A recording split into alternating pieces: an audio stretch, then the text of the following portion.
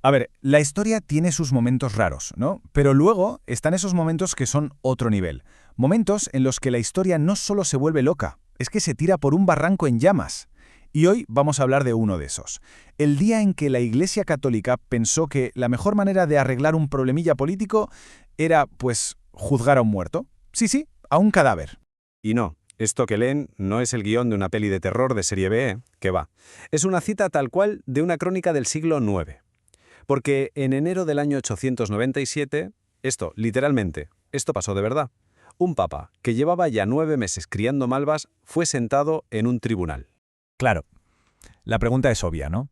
¿Cómo demonios se llega a este punto? O sea, ¿en qué momento a alguien se le ocurre que es una idea brillante desenterrar a tu predecesor, que está, bueno, ya un poco pasado, para ponerte a gritarle en un juicio? Para entender esta locura, esta farsa macabra, tenemos que irnos a la Roma de aquella época. Y para entender el juicio, lo primero es entender el percal que había montado. El escenario era la Roma del siglo IX. Y, a ver, decir que era un nido de víboras es quedarse corto. Es que probablemente es hasta un insulto para las pobres víboras. Los historiadores, de hecho, tienen un nombre para esto: el Saeculum Obscurum, la edad oscura del papado. Y el nombrecito se lo ganó a pulso, ¿eh? Porque en esa época, ser papa no era tanto una llamada divina como el primer premio en una especie de Battle Royale entre familias nobles. Las reglas eran sencillas. No había reglas. Y el veneno, el veneno corría como el agua.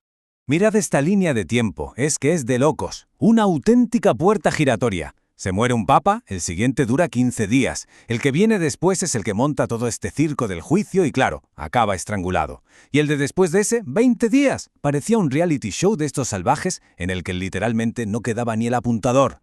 Y ojo, que no fue una mala racha. 24. Ese es el número de papas que pasaron por el cargo entre el 872 y el 965. Una procesión constante de tíos con la tiara y muchísimos de ellos con un final, digamos, bastante chungo.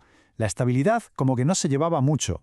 Y en medio de todo este jaleo, de todo este caos, llegamos por fin a nuestro protagonista. Bueno, nuestro protagonista póstumo, el Papa Formoso.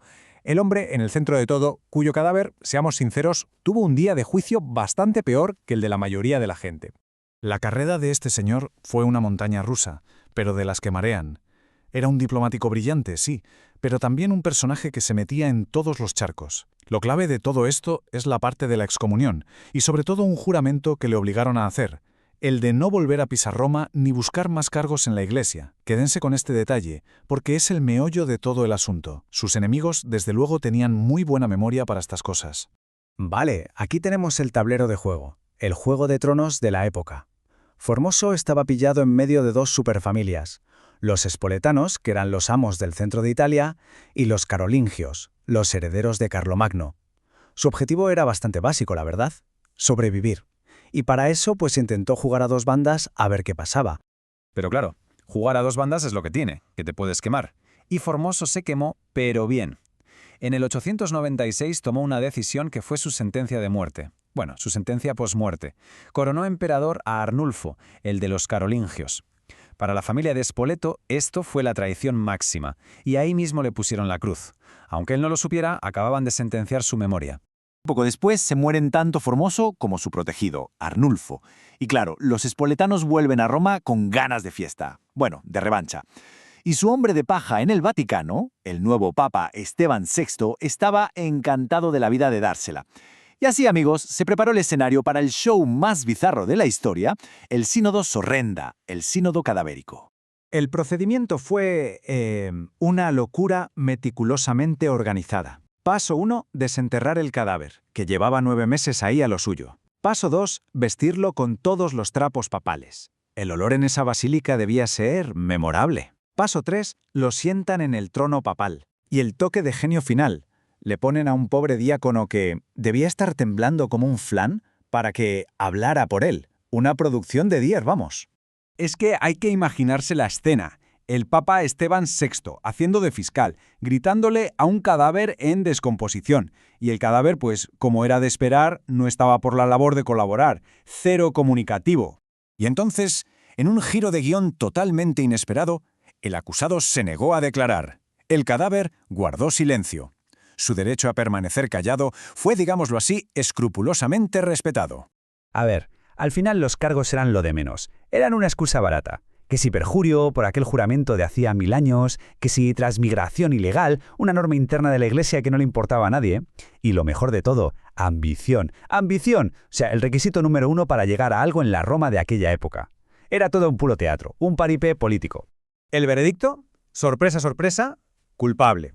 Y la sentencia fue una aniquilación en toda regla. Primero, anularon todo lo que había hecho como papa. Esto lió una buena, porque de repente un montón de sacerdotes y obispos por toda Europa ya no lo eran. Después le cortaron los 3 dedos de la bendición. Y para rematar, tiraron lo que quedaba de él al río Tíber. El objetivo era claro, borrarlo del mapa, de la historia.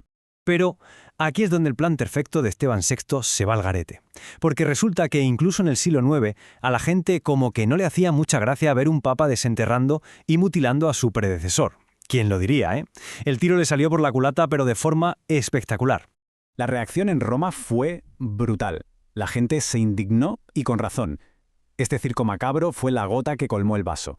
El cuerpo de Formoso, de hecho, lo sacaron del río y de repente empezaron a correr rumores de que hacía milagros. El tipo se convirtió en un mártir.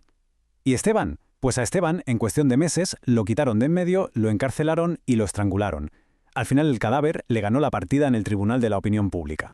Y la cosa no acabó ahí, ni mucho menos. Los papas que vinieron después se pusieron a jugar al ping-pong con el veredicto. Uno llegaba y lo anulaba. El siguiente lo volvía a anular por si acaso.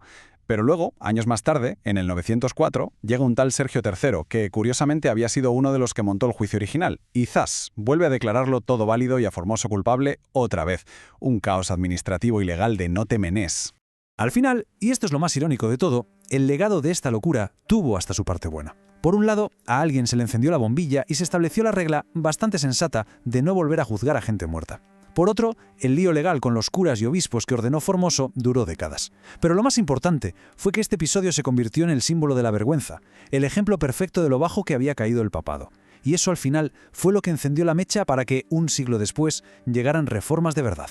Y al final, ¿qué nos queda de todo esto? El sínodo cadavérico, este circo de venganza política, no nos deja una lección de historia clara y bonita. Nos deja con una pregunta que la verdad sigue muy vigente hoy en día. Cuando la justicia se convierte en un teatro, en un espectáculo grotesco para servir al poder, ¿quién juzga entonces a los que juzgan?